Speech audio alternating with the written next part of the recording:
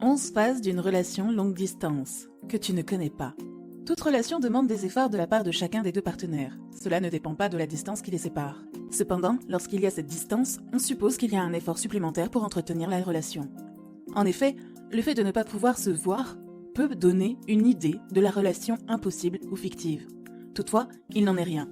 Sortez-vous tout de suite cette idée de la tête. La vérité est qu'il y a des phases que traverse la relation à distance qu'il faut connaître. Les ignorer pourrait vous mener à des problèmes de couple, voire une rupture. Alors là, il s'agit tout simplement d'une mésentente, due à la non-maîtrise des étapes de ce type de relation. C'est pourquoi nous vous présentons dans cette vidéo les 11 phases que traverse une relation longue distance. Ainsi, pour réussir votre pari de garder votre partenaire et de vivre votre amour malgré la distance. Suivez cette vidéo et partagez-la. Phase numéro 1, la phase de l'euphorie. Lorsque vous commencez à fréquenter quelqu'un, il est facile d'imaginer que tout est parfait. Que vous ou votre petite amie deviez soudainement déménager pour le travail ou que vous vous retrouviez dès le départ sous le charme d'un homme qui vit à distance, il peut être facile de se dire « bien sûr qu'on peut y arriver ». Dans la phase de lune de miel de la relation à distance, il peut sembler que vous ne serez jamais à court de sujets de conversation, que l'énergie que vous avez au début de votre nouvelle aventure sera toujours là. Bien qu'il soit tout à fait normal de profiter de l'amour que l'absence peut amplifier, il est important de se concentrer sur la mise en place d'habitudes saines en matière de rencontres à distance dès le début afin d'assurer le succès de votre relation. Phase numéro 2, la phase de la peur. Avant d'entamer votre période de vie commune, qui sera en réalité une période de séparation, vous éprouvez de la crainte. À mesure que le jour sinistre se rapproche, la situation devient réelle. Vous commencez à vous demander comment vous allez vivre sans lui. Lorsque vous passez du temps ensemble, vous pouvez devenir nostalgique et avoir l'impression que chaque chose que vous faites est la dernière. Ces expériences peuvent sembler très spéciales ou très tristes, mais vous devez vous rappeler que ce n'est pas vraiment la dernière. Vous les reverrez et vous ferez à nouveau ces choses. À ce stade, vous pouvez avoir l'impression que ce jour est dans l'éternité. Mais rappelez-vous toujours que ce n'est pas vraiment la dernière fois. Ainsi, avant d'entamer votre période de vie commune, qui sera en réalité votre période de séparation, il y a la peur. Phase numéro 3, la phase de la solitude. Si la relation à distance est nouvelle dans votre relation établie, vous reconnaîtrez l'espace vide où votre partenaire se trouvait auparavant dans votre journée.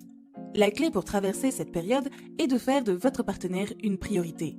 Ne laissez pas ces appels programmés ou ce colis régulier vous échapper. Ce sont les petites choses qui vous permettront de garder un lien entre vous deux.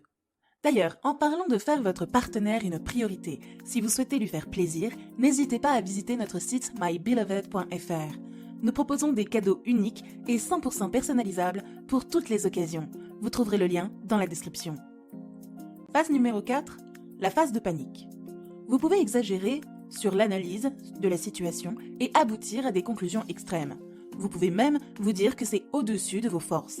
C'est parfaitement normal, mais il est important de vous demander pourquoi. Dites-vous cela parce que vous avez traversé une mauvaise passe ou y a-t-il une véritable incompatibilité? Alors sachez qu'une réaction instinctive ne vous aidera pas. Respirez profondément et prenez du recul avant d'aller de l'avant. Demandez-vous ce que vous attendez de votre relation et lesquels de ses besoins ne sont pas satisfaits. Phase numéro 5, la phase de doute. Lorsque vous commencez à vous habituer à être séparés, il y a forcément des doutes. Doute de votre partenaire, doute de vous-même et doute de votre relation. Les relations se construisent sur la confiance, mais lorsque vous mettez une distance importante entre vous et votre moitié, il est presque impossible de ne pas laisser votre esprit vagabonder. Ce n'est peut-être pas que vous ne lui faites pas confiance, mais plutôt que vous ne savez pas qui il ou elle fréquente et que vous ne faites pas confiance à ces personnes.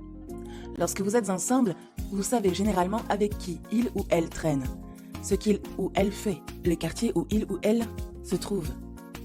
Mais lorsque la distance est de mise, vous devez non seulement faire confiance à la loyauté et aux décisions de votre partenaire, mais aussi aux personnes qui l'entourent. Phase numéro 6, l'amour et la tendresse. La séparation vous fait regretter votre partenaire, probablement beaucoup. Ce désir d'être avec lui quand vous ne pouvez pas l'être peut souvent vous rendre plus amoureux et sentimental que vous ne voulez bien l'admettre. Ainsi, chaque fois que vous verrez son nom s'allumer sur votre téléphone et chaque fois que vous voyez son nom s'afficher sur un statut de réseau social ou au téléphone, vous aurez l'impression que c'est un événement important. Parfois, vous avez l'impression de vivre sur les réseaux sociaux.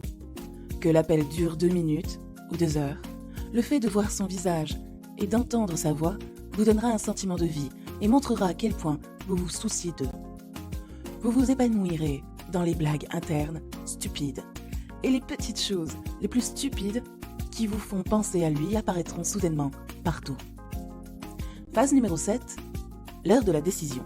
Cette étape est la plus difficile à expliquer car la décision sera un processus continu tout au long de la relation. En fait, vous avez commencé par prendre la décision de donner une chance à la relation à distance.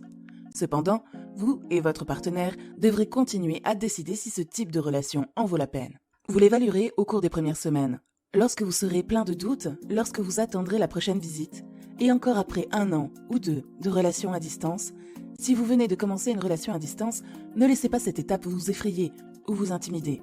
Cela peut être si facile que vous ne vous en rendez même pas compte, que vous avez pris une décision ou cela peut être très difficile.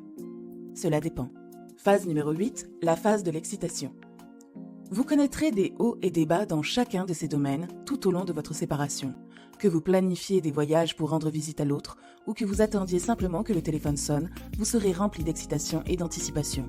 À mesure que la prochaine fois que vous le verrez se rapproche, les minutes vous sembleront des jours et les secondes des heures. Vous parlerez de vos projets et de tout ce que vous espérez faire lorsque vous serez de nouveau ensemble. L'excitation du moment où vous voyez réellement la personne est sans pareil. Après une longue période de séparation, voir son visage souriant en personne est vraiment indescriptible. Vous pouvez pleurer, vous pouvez trembler, vous pourriez rester sans voix. Ce moment que vous avez attendu vous fera réaliser que tout cela en valait la peine. N'oubliez pas que si vous voulez vivre le plus grand moment, vous devrez probablement vivre aussi les plus petits moments. Phase numéro 9, la phase de la tristesse. Ensuite, les moments difficiles arriveront. Chaque personne gère différemment la tristesse d'être séparée et la tristesse du long chemin à parcourir. Cela peut être particulièrement difficile si vous ne savez pas quand sera la prochaine fois. Et si vous ne savez pas quand ils auront accès à un téléphone ou à Internet. Ou si vous ne savez pas quand vos emplois du temps chargés s'aligneront à nouveau pour une visite. Dans ces cas-là, vous vous retrouvez avec la douleur d'attendre un moment anonyme. Et c'est stressant. Une fois que vous avez fait l'expérience de cette tristesse inévitable, cela peut définitivement rendre les moments doux amers. Les conversations téléphoniques ne seront peut-être pas aussi gaies ou agréables parce que l'autre personne vous manque. Lorsque vous lui rendez visite, vous aurez toujours à l'esprit que tout se terminera une fois de plus par un au revoir. Phase numéro 10, la phase des retrouvailles. C'est évidemment la meilleure partie de toute relation longue distance. Se voir après une si longue séparation peut être le meilleur sentiment du monde. La récompense finale après des semaines et des mois d'attente. Vous avez réussi. Assurez-vous de vous préparer à ce moment en discutant avec votre homme de ce que vous attendez de ces retrouvailles. Comment utiliserez-vous le temps que vous passerez ensemble? Avez-vous hâte de passer du temps de qualité ensemble? Ou aviez-vous hâte de rendre visite à autant d'amis que possible en tant que couple? Des attentes divergentes à ce niveau pourraient entacher vos retrouvailles de conflits et de blessures. Phase numéro 11, la phase de définition des priorités. À chaque étape, vous devrez évaluer ce qui est important et ce qui vaut la relation. N'oubliez pas qu'en fin de compte, il s'agit de votre vie et qu'en définitive, vous devriez vouloir que vous et votre partenaire soyez heureux et réussissiez. À chaque étape, vous devrez évaluer ce qui est important et ce que vaut votre relation. Si vous avez aimé cette vidéo, n'hésitez pas à la liker, à vous abonner à la chaîne pour ne rien manquer. À très bientôt.